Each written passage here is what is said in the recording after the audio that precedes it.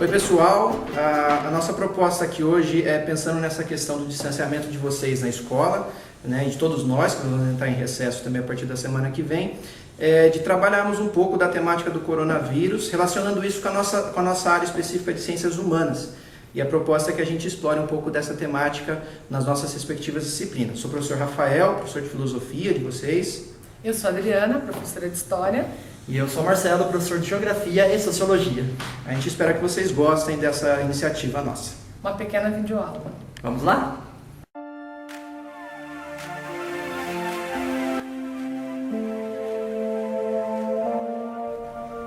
Boa tarde, galera, tudo bem? Conforme a nossa proposta, né, nós estamos fazendo uma videoaula, aproveitando esse momento que nós estamos distantes, porém estaremos sempre presentes aí com vocês. A nossa abordagem de hoje é sobre um pequeno histórico das pandemias que já aconteceram no mundo, né, ao longo da sua história aí, para a gente fazer um panorama do que está acontecendo, né? O que nós estamos vivendo hoje é uma pandemia do coronavírus, né? Mas já aconteceram ao longo da história outros momentos. Então vamos lá. A primeira grande pandemia, né, considerada grande pandemia da história, nós podemos dizer que é a peste negra, todo mundo já ouviu falar. Então, a peste negra ela acontece na era da Idade Média, no século XIV, entre os anos de 1347 e 1352. Essa transmissão ela aconteceu justamente no momento em que estava havendo a transição do feudalismo para o mercantilismo e começou a haver então a chegada de muitos navios mercantes, trazendo as especiarias, né, os produtos lá da esfera oriental. E aí o que vai acontecer? Vai acontecer uma grande epidemia relacionada a uma bactéria que chama Yersinia pestis. Essa bactéria ela vai se instalar nas pulgas que vão infectar os ratos, né? Ela vai ser originária da Mongólia e esses ratos vão acabar entrando, como era muito comum, não havia questão de segurança sanitária, eles vão entrar nos navios e vão, né, vir para a Europa e na Europa vai se disseminar a doença. Acredita-se que morreram em torno de 50 milhões de pessoas, né? Na época seria 1/3 da população europeia, então ela foi considerada uma grande pandemia que envolveu todo o continente europeu. Depois o Marcelo vai esclarecer um pouco melhor para vocês esse conceito de pandemia. Já pulando para a era contemporânea, nós temos no século XX a chamada gripe espanhola. O contexto da gripe espanhola está relacionado ao final da Primeira Guerra Mundial. Alguma curiosidade muito importante, embora ela tenha esse nome, gripe espanhola, ela não foi originária, né, o vírus da influenza que gera a gripe, né, ela não é originária da Espanha, e sim, muito provavelmente dos Estados Unidos, né, provavelmente houve um caso no Texas, nos Estados Unidos, e as tropas americanas que vieram lutar na Primeira Guerra, já no último ano da guerra, vão infectar as tropas francesas, as tropas britânicas, e aí a gripe vai se disseminar. Só para vocês terem uma ideia, morreu em torno de 20 a 40 milhões de pessoas. Uma curiosidade importante é que o Brasil também sofre com essa gripe, e nós temos o nosso presidente da República da época, o Rodrigues Alves, presidente esse que foi responsável pela expulsão dos moradores dos cortiços para poder modernizar o centro do Rio de Janeiro e vai dar origem a uma revolta chamada Revolta da Vacina, que todo mundo já ouviu falar também, que foi quando as pessoas, com muito medo da desinformação a respeito do que seria a vacina, se rebelou contra o governo e aí vai ser usada a polícia para reprimir e tal, mas enfim a população pobre é expulsa, né, os cortiços são interditados. E era o objetivo do Rodrigues Alves, era fazer com que o centro do Rio de Janeiro fosse modernizado. E por ironia do destino, o próprio Rodrigues Alves vai adquirir a gripe e vai chegar a morrer, né? Vai virar óbito. Ele vai acabar falecendo em virtude dessa gripe. E por fim, né, vou falar da febre amarela, que já aconteceu em vários momentos da história, mas eu vou contar a primeira, referente à cidade de Campinas, que vai acontecer em 1889, no ano da proclamação da República. Campinas era para ser a capital do estado de São Paulo, uma província extremamente rica, e aí a gente vai ser assolada por uma febre, né, ela vai chegar aqui por meio de uma jovem de 24 anos que veio da Suíça, e essa jovem, logo que chega em Campinas, 2 dias depois ela vai falecer.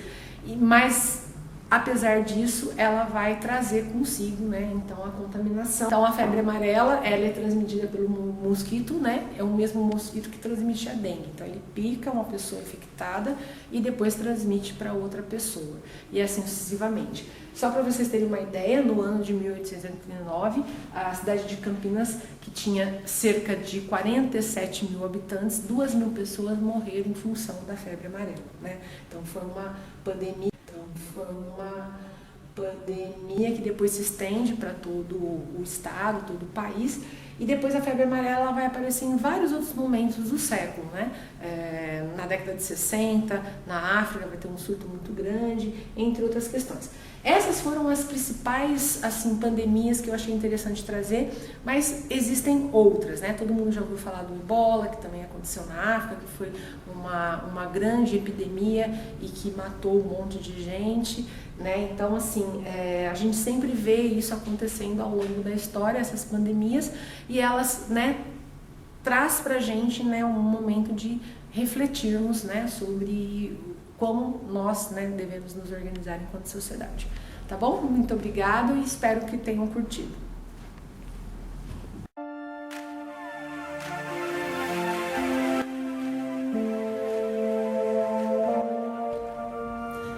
Bom, pessoal, agora vamos começar a falar um pouco sobre geografia e sociologia. Na verdade, a gente vai tentar juntar esses conteúdos, né?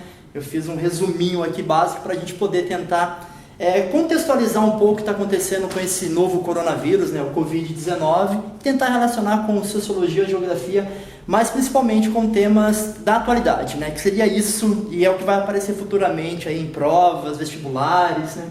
Então vamos lá?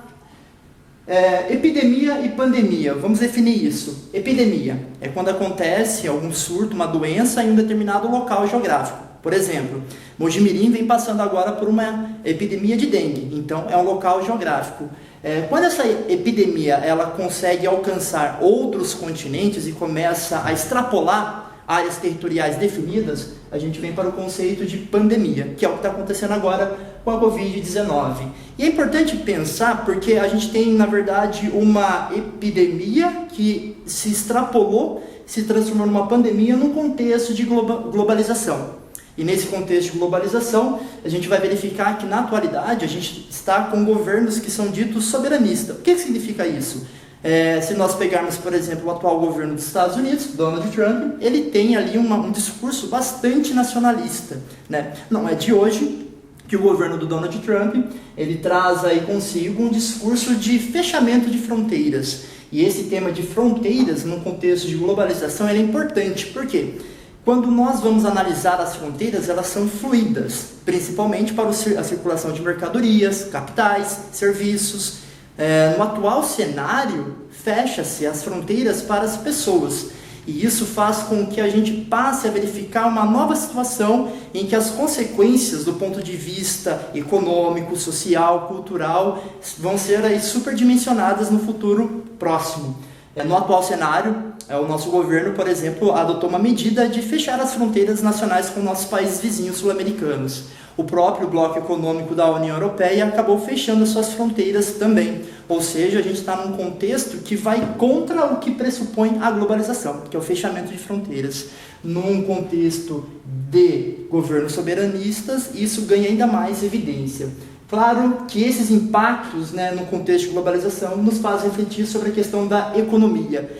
E no momento como esse, no momento em que uma contingência, né, uma questão de saúde acaba se expandindo para vários países do mundo, cabe também pensar qual é o papel do Estado nesse cenário, qual é o papel do mercado nesse cenário. Ou, dito de outra forma, né, quais são as consequências para o Estado também e quais são as consequências para o mercado. No atual contexto, o que a gente está verificando é um volume de pacotes econômicos que os países estão elaborando para poder socorrer aí as economias, para socorrer as pessoas, né? Então a gente vê, por exemplo, vários pacotes de cunho social já sendo elaborados por vários governos, ao mesmo tempo em que pacotes também são pensados para as empresas.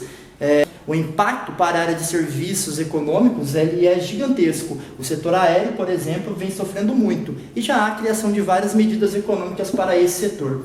Bom, essa questão econômica ela também nos traz a um outro debate, porque nós temos uma saúde pública em alguns países, ou semi-pública, como é o caso da Alemanha, que não é totalmente pública, mas tem um papel ali importante do Estado, ao mesmo tempo que nos Estados Unidos nós não temos uma saúde pública tal como nós temos aqui no Brasil, o SUS, o Sistema Único de Saúde. Então, traz aí à tona essa reflexão sobre qual é o papel do Estado e também do mercado, de certa forma, nessa criação de um sistema que atende a população, como é o caso do sistema de saúde, tá bom? Então, traz essa reflexão, traz esses novos discursos e ganha margem a economistas que defendem uma maior participação do Estado na economia. Fora essas questões, nós temos também a questão de impacto, de questões culturais, de questões que envolvem aí grupos de pessoas, de culturas diferentes, de nações, e qual é a visibilidade que nós damos para esses grupos. Vamos pensar que esse vírus tem a sua origem aí na China. É importante ressaltar que o coronavírus não é novo, o que é novo é o Covid-19, ou o novo coronavírus. Tá bom? Então esse vírus surge ali na cidade de Wuhan, na província de Hubei, na China. Ele acaba aí, nesse contexto de globalização, se expandindo no primeiro momento para os países da Europa. Nós vamos verificar, se você entrar agora e ver qualquer mapa atual que mostra a propagação desse vírus em escala global, irá verificar que os 3 maiores centros de propagação são exatamente a Ásia, a Europa e os Estados Unidos. Então essas 3 regiões do mundo são as regiões com maior propagação do vírus. Nos últimos dias nós temos visto aí manifestações xenofóbicas, ou seja, a xenofobia ela também acaba vindo à tona nesse atual contexto, na qual nomeia-se como vírus chinês, o que está embutido um conceito de xenofobia, ou seja, uma aversão ao oriental, Xenofobia, lembrar que é uma aversão ao estrangeiro, uma aversão ao imigrante. Xenofobia, dentro desse pacote, passa a ser entendida então como uma aversão aos chineses, tá bom? Esses discursos, inclusive, adotados por chefes de Estado. Bom, as informações nesse momento, elas são imprescindíveis. Nesse sentido, é muito importante ficar atento ao que nós chamamos de órgãos oficiais que transmitem esses dados, medidas de precauções. Então, tudo isso é importante se ater aos órgãos oficiais. Órgãos oficiais nós podemos aí nomear como a Organização das Nações Unidas, junto com a OMS, a Organização Mundial de Saúde. Nós podemos trazer aqui no contexto do Brasil para o Ministério da Saúde, secretarias de saúde estadual e municipal. O principal ponto aqui, lembrando, é sempre ter as notícias de fato verdadeiras e tomar um certo cuidado com a propagação das fake news, que é um outro grande problema. Nesse sentido, é interessante também se ater aí a alguns órgãos tradicionais de imprensa, porque eles trazem, na verdade, uma maior confiabilidade desses dados que são levantados e divulgados dia a dia. Ok? Nos últimos dias, esse gráfico vem ganhando aí bastante evidência na mídia, que é o seguinte: ele mostra aqui como seria se a propagação do vírus fosse dada de uma forma exponencial, de tal forma que o sistema de saúde não conseguisse atender, Então nós temos uma linha que representa essa capacidade do sistema de saúde de atender toda a população. Se muita gente fica doente ao mesmo tempo, o sistema de saúde entra em colapso. O interessante, então, é que esse crescimento que vai haver, esse crescimento ele seja um pouco mais lento, de tal forma que o sistema de saúde tenha essa capacidade de dar conta dessa população, ou seja, de atender essa população, ok? Então, por isso, é importante a gente tomar esses cuidados que estão sendo emitidos pelos órgãos oficiais, principalmente o isolamento social, ok? É isso, galera. Grande abraço para vocês. Nos últimos dias, um gráfico vem ganhando bastante repercussão.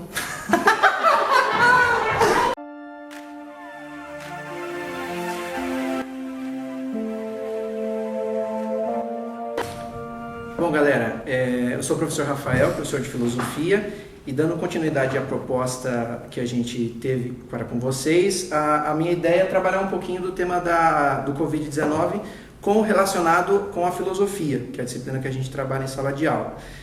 Para mim foi um pouco difícil preparar essa exposição, porque qual que é a relação especificamente que existe entre filosofia e a pandemia é difícil de traçar, mas o que a gente pode pensar, e a proposta foi pensar nas consequências que esse evento tem para a nossa vida enquanto seres sociáveis que somos.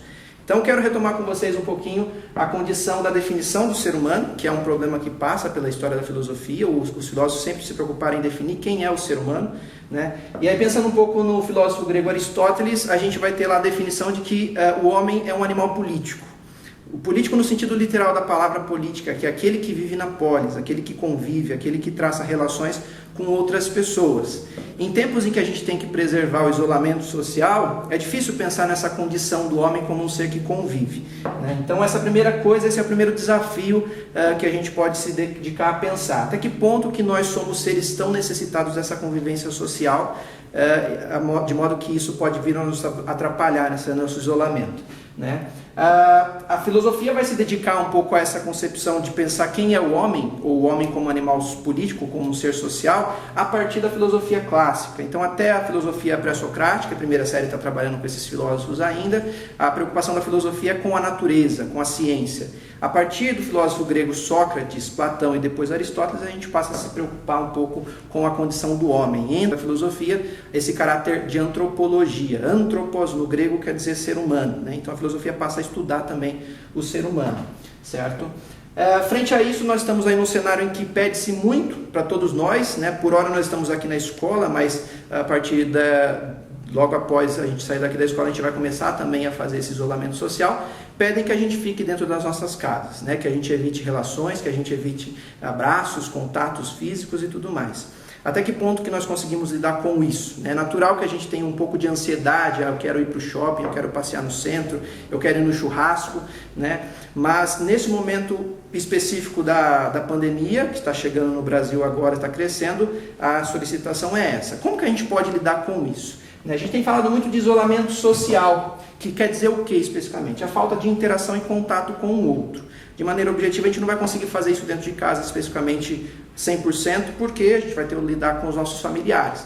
Mas o distanciamento é importante. Isso também não significa que a gente não vai lidar, conversar, dialogar ou manter contato. As redes sociais são para isso. Acho que vocês usam muito mais isso do que a gente e sabem extrapolar isso muito melhor do que a gente, né? É uma maneira, é um recurso.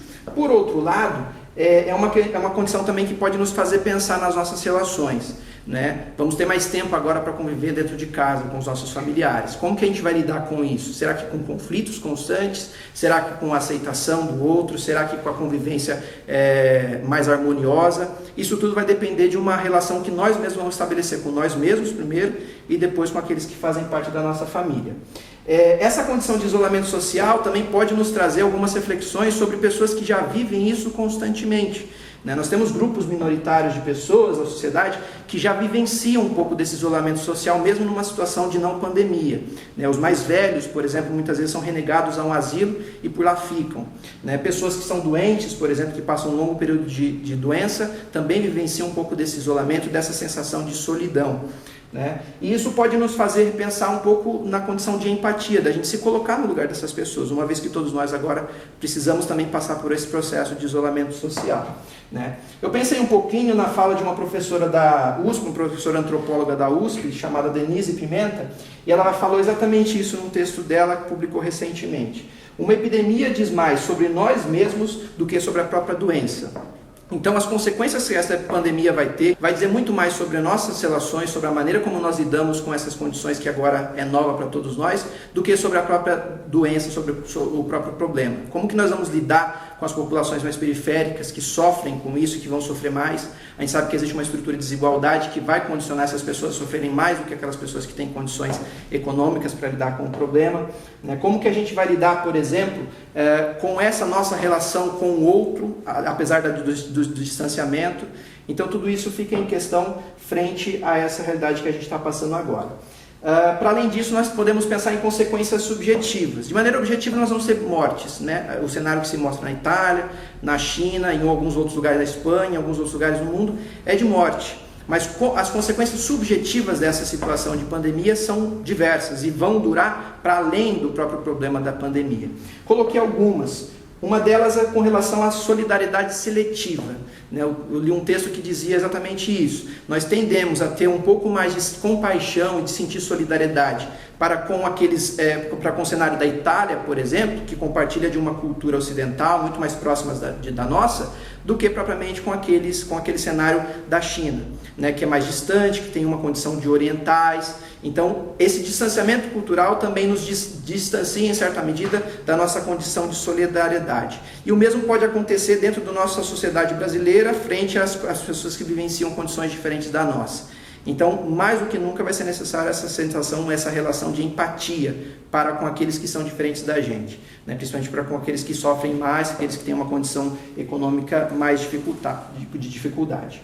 Além disso, nós temos uma outra questão a pensar, que é a questão da desigualdade de gênero, que já existe na estrutura de sociedade que a gente vive, mas que pode se enfatizar ainda mais frente a essa pandemia.